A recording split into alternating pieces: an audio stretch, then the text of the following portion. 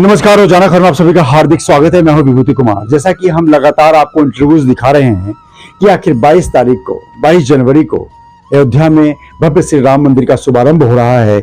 550 साल बाद राम लला अपने महल में, अपने मंदिर में विराजमान होंगे।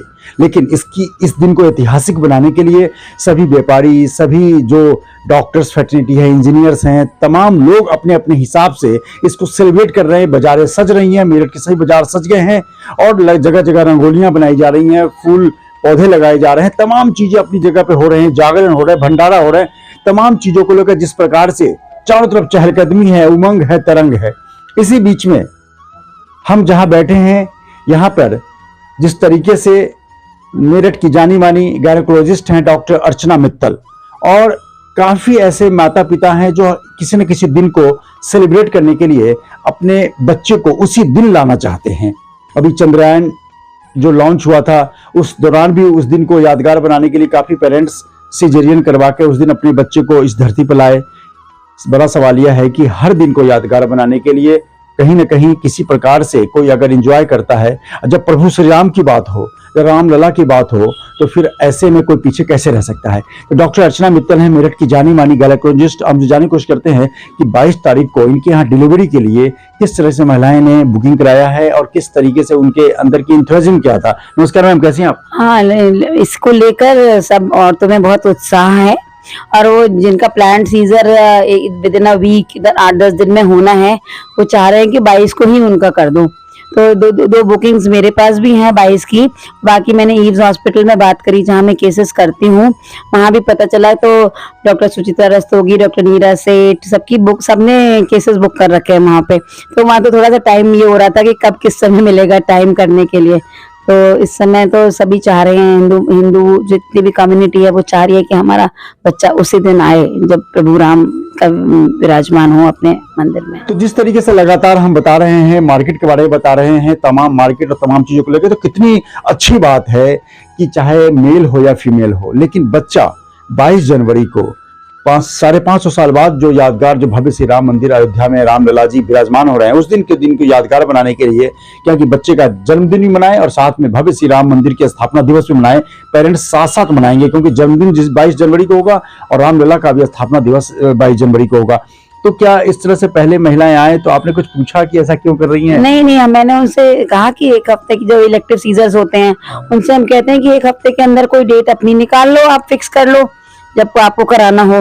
तो सबके मुंह पे यही आता था, मैडम 22 को कर दो 22 को कर दो। तो मैंने ऐसा टाइम भी फिक्स किया है कि इस दौरान सुबह कहा है, बोले क्योंकि प्राण प्रतिष्ठा शायद सुबह हो रही है, तो उन्होंने ये कहा कि बस सुबह कर दीजिएगा। कोई एग्जैक्ट टाइम नहीं बताया, लेकिन उन्होंने कहा सुबह के टाइम में कर दीजिएगा किसी टाइम। जाहिर सी बात है कि हिंदू कम्युनिटी की ही महिलाएं होंगी। हाँ। और जिस तरीके से उनके अंदर एक क्रेज है, देखिए क्रेज सबसे बड़ी बात है। देखिए आप कुछ भी पद पे रहें, कुछ भी काम करें, अगर जीवन में उत्साह नहीं है, उमंग नहीं है, तरंग नहीं है, तो पैसा तो सब कमाते हैं, लेकिन दिन को यादगार बनाना, क्या कहना चाहेंगी कि उनके डिसीजन को और इस तरह से क्या आप डेडिकेट करना चाहेंगे? नहीं, बहुत ही अच्छी बात है। उनके मन में जो फीलिंग है कि हमारे भगवान इस दिन आ रहे हैं, हमारे मतलब अवतार, एक वो तो ये लग रहा है कि एक नया अवतार हमारे इस सेंचुरी में हमारा अवतार आ रहा है, हमारे भगवान का रूप आ रहा है। ऐसी फीलिंग तो मन में ये आ रही थी आज।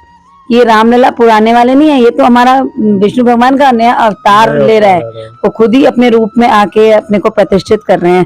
तो ये तो बहुत बड़ी अच्छी चीज है। लगता है कि वर्ल्ड में रेवोल्यूशन आने वाला है कुछ। अब फिर से असुरों का राज खत्म होके अच्छे लोगों का राज आने वाला है। इसीलिए लोग सब अच्छी पॉजिटिव फाइंडिंग लोग कर रहे हैं, पॉजिटिव वाइब्स आ रही हैं लोगों में। लोग गलत काम करने से रोक रहे हैं, लोग अच्छी बातें सोच रहे हैं कि अच्छा, हर घर में तैयारी हो रही है, सब लोग। हाँ, ये तो है, सभी लोग तैयारी कर रहे हैं अपने ढंग से, छोटी बड़ी। डॉक्टर फ्रेटर्निटी हेल्थ कैंप भी 21 तारीख को, ये भी 21 कैंप है। पूरा अखंड रामायण हो रहा है, IME की तरफ से पूरा 24 घंटे का अखंड रामायण का पाठ किया जा रहा है। काफी डॉक्टर्स हैं, सर्जन है जो फ्री में ऑपरेशन भी कर रहे हैं। डॉक्टर नीरज गोयल ने क्या है कि वो तब 17 तारीख से वो फ्री करेंगे सब कुछ।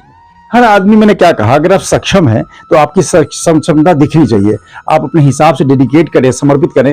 और मेरठ की जानी मानी गायनोकोलॉजिस्ट डॉक्टर अर्चना मित्तल जी के यहाँ 2 महिलाओं ने किया है, लेकिन मेरठ में तमाम और भी गायनेकोलॉजिस्ट है जहाँ हो सकता है सैकड़ों की संख्या में हो, तो ऐसी ईव्स में ही हैं, 7-8 तो ईव्स हॉस्पिटल में ही बिक गए हैं। अच्छा मैंने जैसे उसने बात करी तो बोला कि डॉक्टर नीरा सेठ ने भी किया हुआ है, डॉक्टर सुचित्रा ने भी किया हुआ है, उनके अपने आईवीएफ के केसेस की भी बुक्ड है, तो उस दिन के लिए बहुत बुकिंग्स हैं 22 तारीख को। बिल्कुल यादगार दिन को यादगार बनाइए ताकि पीढ़ी दर पीढ़ी आपको याद रखे। जब आपका बच्चा अपने बर्थ दिन जन्मदिन 22 जनवरी को बोलेगा और उस दिन रामलला का धरती पे अवतरण हो रहा है, अवतार हो रहा है, बिल्कुल सही बात है कि विष्णु भगवान का अवतरण है, उनका अवतार आ रहा है, ये तो हमारे देश में ना। मतलब 22 जनवरी 2024 का दिन है जब विष्णु भगवान धरती पर फिर से अवतार लेंगे और अयोध्या के भव्य श्री राम मंदिर में विराजमान होंगे। और इसी दिन अगर किसी का बच्चा धरती पे आता है तो वो भी उसके अंदर भी राम गुण और राम के संस्कार होंगे, मर्यादा पुरुषोत्तम भगवान श्री राम के संस्कार होंगे।